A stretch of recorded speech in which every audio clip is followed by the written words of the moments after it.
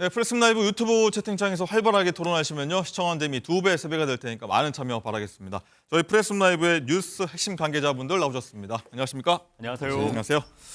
자, 더불어민주당의 20개 지역구 경선에서 비명계 현역이 대거 탈락해서 비명 행사의 밤이라는 얘기가 어제 나왔다고 전해드렸는데 여진이 이어지고 있는 것 같습니다. 비명계는 비명 멸족 수준이다. 반면 친명에서는요. 탈락 자업자득 아니냐 이런 엇갈린 반응이 나오고 있는데 이 오늘 주제부터 살펴보도록 하겠습니다. 자, 장가 기자, 일단 경선 탈락한 비명계 의원들이요 탈당파들하고 좀 달리 경선 결과에 좀 승복은 하고 있어요. 그렇습니다. 박영순, 이수진, 서른 의원들과는 달리 지금 탈당하든 공천에서 배제되든 하면서 당내에서는 더 이상 비명으로 살아남는 게 좀 힘들다 이런 얘기까지 나오고 있습니다. 그래서 당의 잔류한 비명계들은 발언 수위를 좀 조절하는 모양새인데요. 친명 김우영 전 강원도당 위원장에게 진 강병원 의원은 결과에 승복한다라고 언급을 했고요. 또 김대중 전 대통령의 비서였던 남양주 을 재선 김한정 의원도 제가 부족했다라면서 승복하는 모습을 보였습니다. 이재명 대표 체포동의안 가결 당시 원내대표였던 박광원 의원은 하위 20% 벽을 넘지 못한 자신의 탓이다라고 밝혔습니다. 아무래도 이번 경선이 당원 50%, 일반 국민 50% 여론조사인데 당원의 역할이 무척 중요하기 때문에 약간의 좀 저자세를 보이는 모양새인데요. 관련된 발언도 들어보시죠. 당의 주인이 누군가를 확인하는 경선 결과 아닌가 싶습니다. 다수의 당원들의 뜻이 있는 거고 평소에 그와 다른 행보를 하셨던 의원님들이 당원들이 결정하는 경선 과정에서 고배를 마신 것이라고 봐야 하지 않겠습니까? 저도 많이 놀랐고요. 그러나 이제 좀 대표적인 몇몇 분은 저처럼 난데없는 아닌 밤에 홍두깨를 이렇게 당한 사람들인데 그런 분들 경우는 그 하위 10%나 20%에 따른 감산, 이걸 무거움을 이겨내지 못하신 것 같아요. 그러나 이것도 또한 우리 당원과 주민들의 결정이시고 그분들의 판단이시니까 존중되어야 된다고 생각합니다.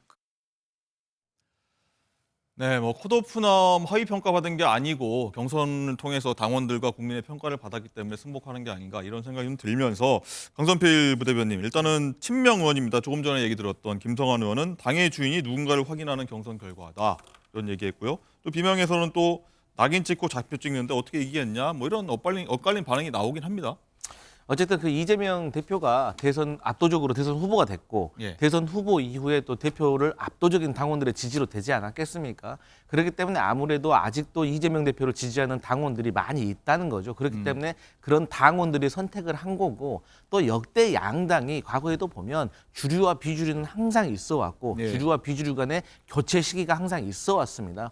과거를 돌아보면 2016년도에 수십 명의 의원이 탈당을 해서 국민의당도 탄생한 거에 비하면 지금의 민주당은 탈당하신 분이 6명밖에 되지 않아요. 그래서 소란스러워 보였지만 점차 소강 상태로 가고 있고 이제 공천이 마무리되면 국민들이 국민의힘이 공천이 잘 됐는지 민주당의 공천이 잘 됐는지에 대해서 다시 한번 판단하실 거라 보고 있습니다. 네, 지켜보죠. 그리고 경선 좀 관련해서 뒷말이 계속 이어지고 있죠. 서정욱 변호사님, 일단은 이재명 대표 작년 체포 동의안 가결 사태가 하위 20% 평가에 영향을 미쳤고요. 거기에 그 후과로 경선에서 좀 마이너스 받은 게 아니냐 이런 얘기도 좀 계속 나오고 있습니다. 실제 이제 그렇다고 봐야죠. 아마 이제 그 당시쯤에 이제 그 의원들 평가를 한 걸로 보이고 특히 이제 그 정청래 최고가요. 뭐냐면 이제 외상값은 반드시 이제 받겠다. 이렇게 경고했잖아요. 결국 이제 하위 20% 보낸 게 바로 이제 외상값을 청구한 게 아닌가 이런 생각이 들고 그리고 이제 박광원 원내대표는 이제 이거 외에는 설명이 잘 안 돼요. 그때 그 원내대표로서 결과적으로 이제 저는 그분은 이제 부결표를 던졌다 봐요. 그렇지만 이제 원내대표로서 종합적인 책임이 있으니까 아마 이제 그 때문에 저는 그 하위 평가를 받은 게 아닌가. 그래서 이제 이분이 원내대표가 하위 20%에 든다? 이거는 이제 상상할 수가 없는 거 아닙니까? 원내대표라는 게 제일 일을 많이 하는데 하위 20%에 들어오고 이게 뭐 3평가 차이 났다고 제가 들었는데 지금 이제 그런 결국은 이제 이재명 대표 체포 동의안하고 연결될 수밖에 없고 저는 이런 식으로 이게 민주당이요 너무 이제 이재명 당으로 이게 바뀌면요 결국 이제 그 중도 확장이라든지 총선에서는 상당히 그 도움이 안 될 것이다 이렇게 봅니다. 어쨌든 이재명 대표의 반응이 좀 궁금한데 어제 경선 결과가 나온 다음 날이죠. 어제 양평을 찾았습니다. 거기서 당원과 국민의 뜻을 반영한 공천혁명이 이루어졌다. 공천혁명이 이루어졌다. 이런 자평을 했는데 한번 듣고 오시죠.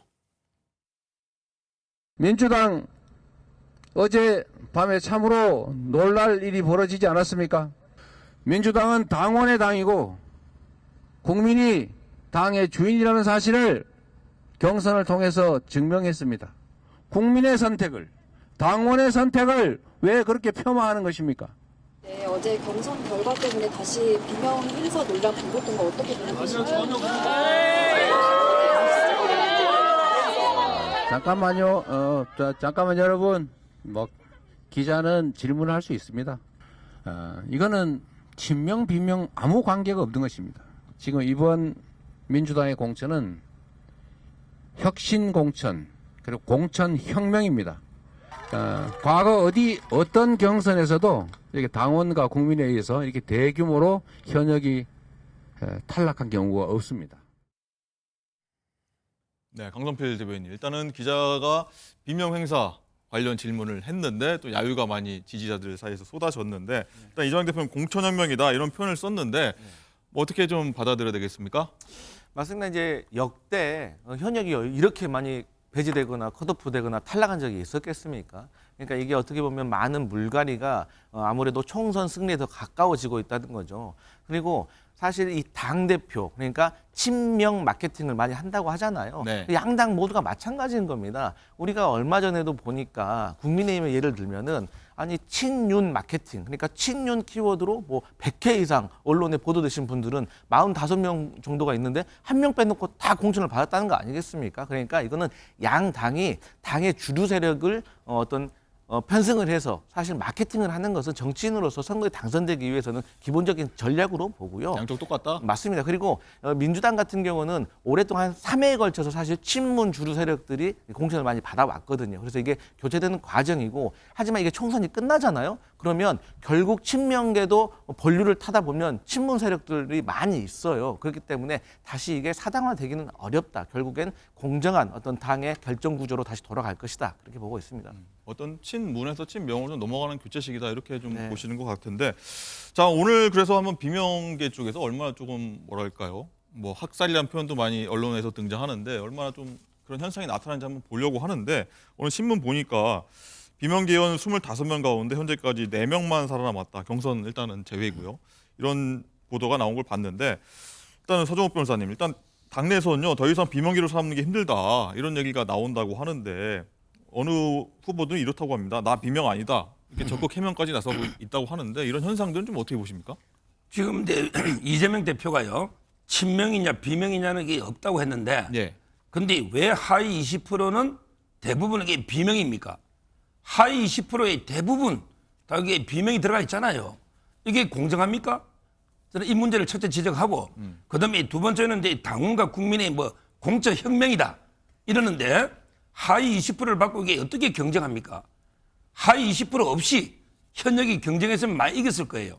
그런데 이미 하위 20%는 이게 거의 치명타를 입고 경선하는데 근데 이 하위 20%를 당원과 국민이 매긴 겁니까? 그게 아니잖아요. 그냥 이재명 대표 측에서 하위 20%를 이게 정한 거 아닙니까? 따라서 이번에 이게 공천 혁명이 아니고 공천 학살이다. 반대 세력을 학살한 거다. 이렇게 보는 게 정확한 표현이죠. 예. 그런 의견 주셨고요.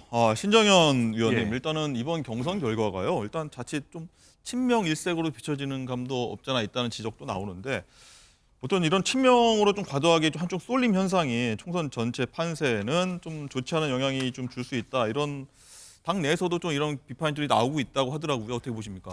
모든 총선은요, 승리의 비법은 중도층을 공략하는 것입니다. 합리적이고 이성적인 중도층을 공략함으로 선거를 승리하는 방식인데 사실 지금의 이재명의 민주당은 중도층 공략은 포기했습니다. 100석 미만으로 얻더라도 이재명의 민주당을 완성하면 되는 당입니다. 아까 김성환 의원이 했던 말 중에 소름 돋는 말이 있습니다. 이제 이 당의 주인이 누구인가가 밝혀졌다.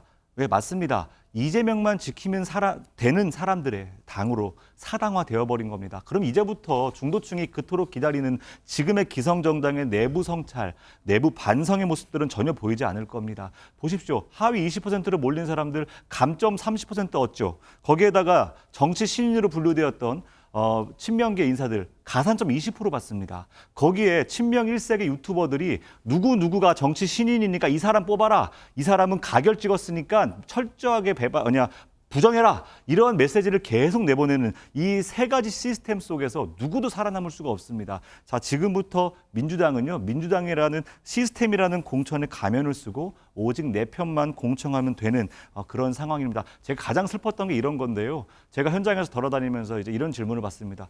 당신 이재명 지킬 거야? 그러면 뽑아줄게. 이게 바로 지금 민주당의 현실입니다. 네, 강성필 대변인 할 말씀 있으신가요? 네, 뭐 사실관계는 좀 바로 잡아야 될 것 같아서요. 친명이라서 가산점을 받는 게 아니라 신인이나 여성이나 뭐 청년이기 때문에 가산점을 받는 거고요. 이것은 비명이든 뭐 친명이든 똑같이 다 적용이 되는 겁니다. 그리고 비명이라고 해서 뭐 학살이라고 하는데요. 명단을 쭉 세워보잖아요. 그러면 제가 어제 세운 것만 해도 한 약 40명 정도는 누가 봐도 비명이고 친문 주류 세력이신 분들도 다 공천 받은 사례가 있다. 이것은 객관적인 자료가 있다는 것을 말씀드리겠습니다. 그리고 아까 신 의원님 말씀 중에 당의 주인 누구냐 여기선 여러 해석이 있을 수 있으니까 한번 남겨두도록 하고요. 자, 장가 기자, 이 대표 얘기 나온 김에 이 얘기도 한번 해볼게요. 어제 민주당 경기 수원정 정선에서 박강원 의원을 꺾은 친명 김준혁 한신대 부교수 이분이 과거에 했던 말이 좀 뒤늦게 알려지면서 또 여러 얘기가 나오고 있다고 해요. 그렇습니다. 정치권에서는 이 김준혁 후보가 쓴 책이 경선 승리의 힘이었다 이런 얘기가 나오고 있는데요. 책 얘기군요. 네, 이재명 대표가 대선 후보이던 2021년 8월에 김준혁 후보가 이재명에게 보내는 정조의 편지라는 책을 출간했습니다. 이 김준혁 후보는 수원에서 초중고를 나와서요. 이 수원 화성 정조를 오랜 기간 연구를 했거든요. 자, 이 정조가 이재명 대표에게 보내는 편지 형식으로 쓴 책에서 김준혁 후보는 이 대표와 정조의 리더십을 비교하는데요. 개혁이라는 공통의 열망을 갖고 있다라고 평가했습니다. 또 김준혁 후보는 한 유튜브 채널에서 이런 얘기도 했습니다. 경북 안동에 있는 이재명 대표의 생가를 찾아가 봤더니 거기에 200년이 넘은 큰 소나무가 있더라.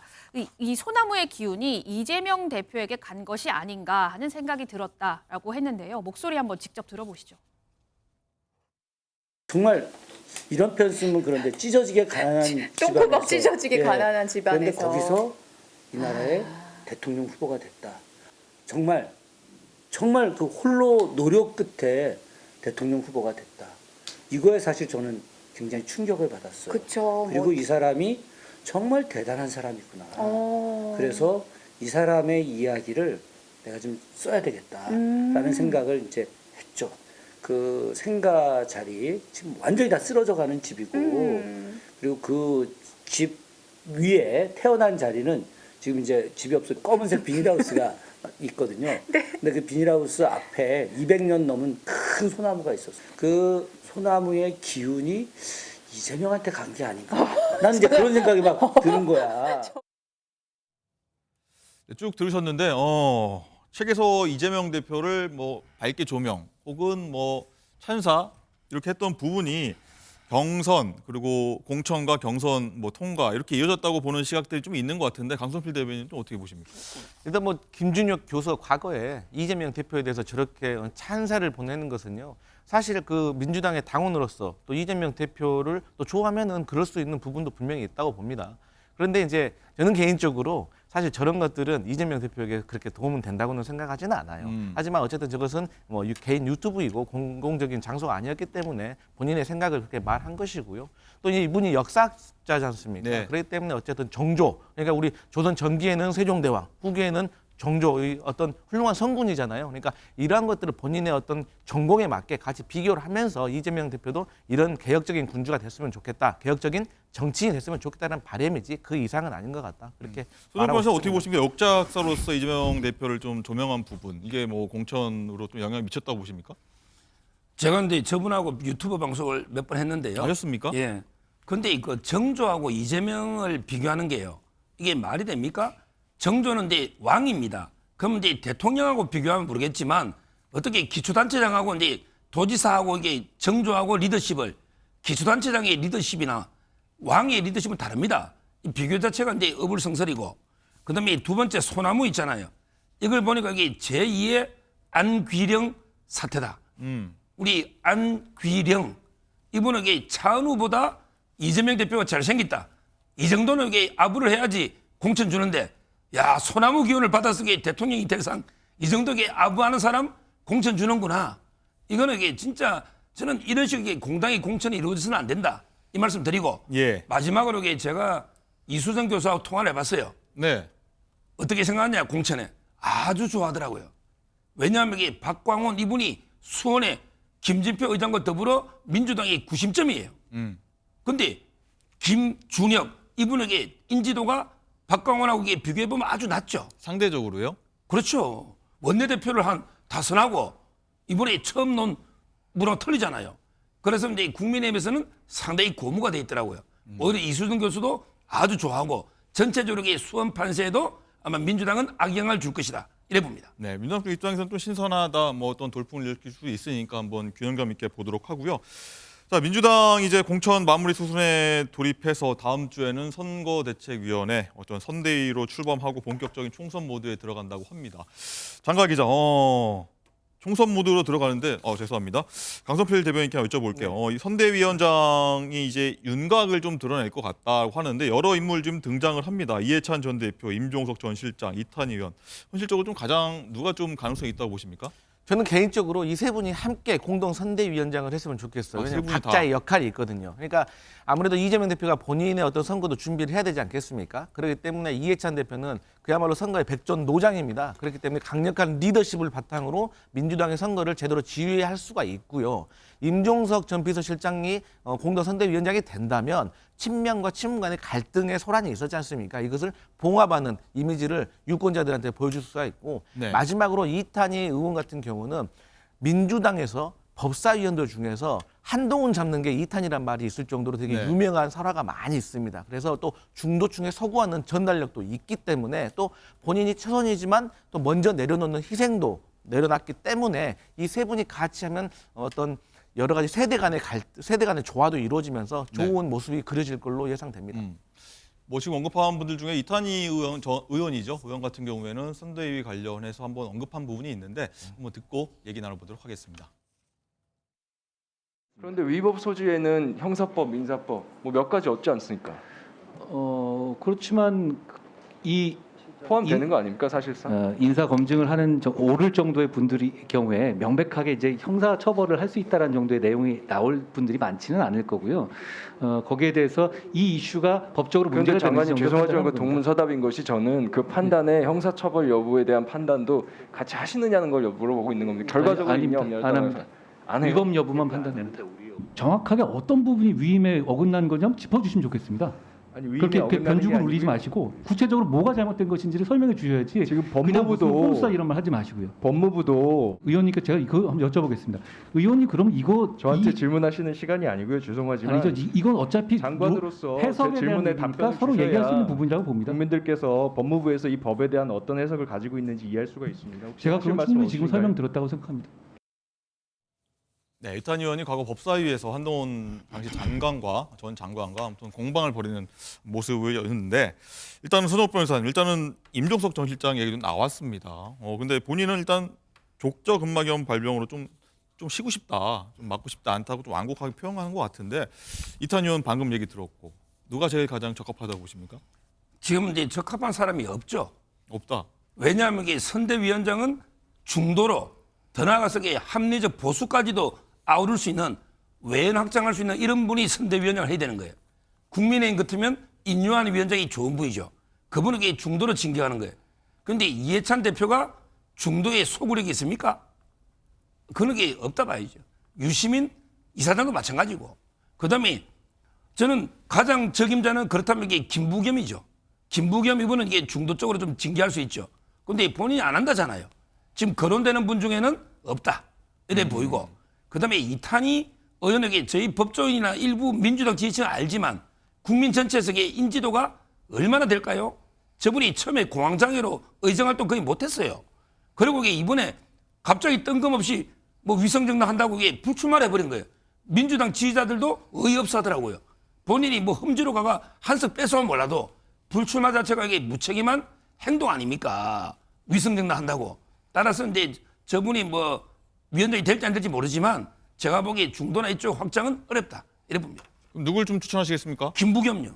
김부겸 총리를 추천하시겠다. 신정현 위원도 한 말씀 하시죠. 김부겸 총리 절대 안 할 겁니다. 추천은 해도 작년 12월이었나요?